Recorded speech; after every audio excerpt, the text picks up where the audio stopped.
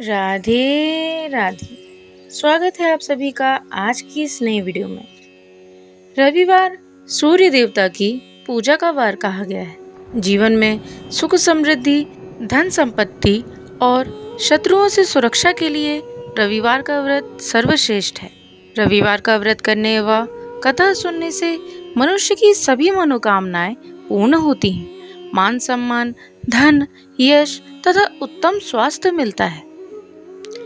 रविवार का व्रत करने के लिए निम्न विधियों का पालन करना अनिवार्य है। सूर्य भगवान का व्रत 1 वर्ष या 30 रविवारों तक अथवा 12 रविवारों तक करना चाहिए। रविवार को सूर्योदय से पूर्व बिस्तर से उठकर शौच व स्नान आदि से निवृत्त होकर स्वच्छ लाल रंग के वस्त्र पहने। तत्पश्चात घर के ही किसी पवित्र स्थान पर भगवान सूर्य की स्वर्ण निर्मित मूर्ति या चित्र स्थापित करें। इसके बाद विधि विधान से गंध पुष्पादि से भगवान सूर्य का पूजन करें। पूजन के बाद व्रत कथा सुने। व्रत कथा सुनने के बाद आरती करें। तत्पश्चात सूर्य भगवान का स्मरण करते हुए ओम ह्राम ह्रीम होम सह सूर्याय नमः इस मंत्र का 12 या 5 अथवा 3 माला जप करें। जप के बाद शुद्ध जल, रक्त चंदन, अक्षत, लाल पुष्प और दूर्वा से सूर्य को अर्घ्य दें। सात्विक भोजन व फलाहार करें। भोजन में गेहूं की रोटी, दलिया, दूध, दही, घी और चीनी खाएं। रविवार के दिन नमक नहीं खाएं।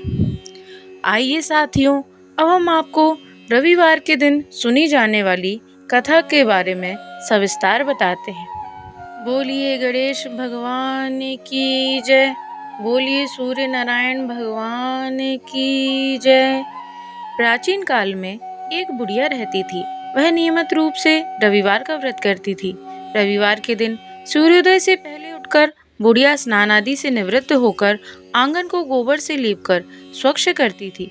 उसके बाद सूर्य भगवान की पूजा करते हुए रविवार व्रत कथा सुनकर सूर्य भगवान का भोग लगाकर दिन में एक समय भोजन करती थी। सूर्य भगवान की अनुकंपा से बुढ़िया को किसी प्रकार की चिंता एवं कष्ट नहीं था। धीरे धीरे उसका घर धन धान्य से भर रहा था। उस बुढ़िया को सुखी होता देख उसके पड़ोसन उससे जलने लगी। बुढ़िया ने कोई गाय नहीं पाल रखी थी, अतः वह अपनी पड़ोसन के आंगन में बंधी गाय का गोबर लाती थी। पड़ोसन ने कुछ सोचकर अपनी गाय को घर के भीतर बांध दिया। रविवार को गोबर ना मिलने से बुढ़िया अपना आंगन नहीं लीप सकी। आंगन ना लीप पाने के कारण उस बुढ़िया ने सूर्य भगवान को भोग नहीं लगाया और उस दिन स्वयं भी भोजन नहीं किया। सूर्यास्त होने पर बुढ़िया भूखी प्यासी सो गई। प्रातःकाल सूर्योदय से पूर्व उस बुढ़िया की आंख खुली तो वह अपने घर के आंगन में सुंदर गाय और बछड़े को देखकर हैरान हो गई। गाय को आंगन में बांधकर उसने जल्दी से उसे चारा लाकर खिलाया। पड़ोसन ने उस बुढ़िया के आंगन में बंधी सुंदर गाय और बछड़े को देखा तो वह उससे और अधिक जलने लगी। तभी गाय ने सोने का गोबर दिया। गोबर को देखते ही पड़ोसन की आंखें फट गईं।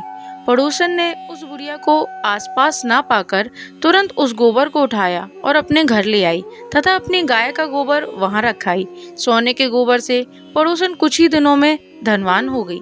गाय प्रतिदिन सूर्योदय से पूर्व सोने का गोबर किया करती थी और बुढ़िया के उठने से पहले पड़ोसन उस गोबर को उठाकर ले जाती थी। बहुत दिनों तक बुढ़िया को सोने के गोबर के बारे में कुछ पता ही नहीं चला। बुढ़िया पहले की तरह हर रविवार को भगवान सूर्यदेव का व्रत करती रही और कथा सुनती रही। लेकिन सूर्य भगवान को जब पड़ोसन की चालाकी का पता चला तो उन्होंने तेज आंधी चलाई। आंधी का प्रकोप देखकर बुढ़िया ने गाय को घर के भीतर बांध दिया। सुबह उठकर बुढ़िया ने सोने का गोबर देखा तो उसे बहुत आश्चर्य हुआ। उस दिन के बाद बुढ़िया गाय को घर के भीतर बांधने लगी। सोने के गोबर से बुढ़िया कुछ ही दिन में बहुत धनी हो गई। उस बुढ़िया के धनी होने से पड़ोसन बुरी तरह जल भुनकर राख हो गई और उसने अपने पति को समझा बुझाकर उसे नगर के राजा के पास भेज दिया। सुंदर गाय को देखकर राजा बहुत खुश हुआ।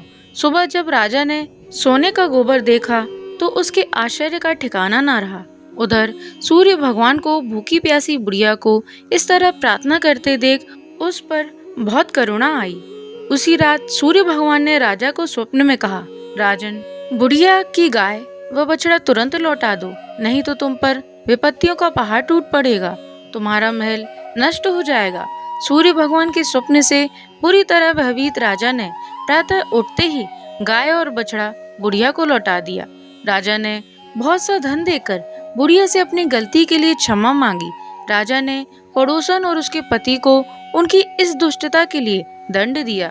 फिर राजा ने पूरे राज्य में घोषणा कराई कि सभी स्त्री पुरुष रविवार का व्रत किया करें। रविवार का व्रत करने से सभी लोगों के घर धन धान्य से भर गए।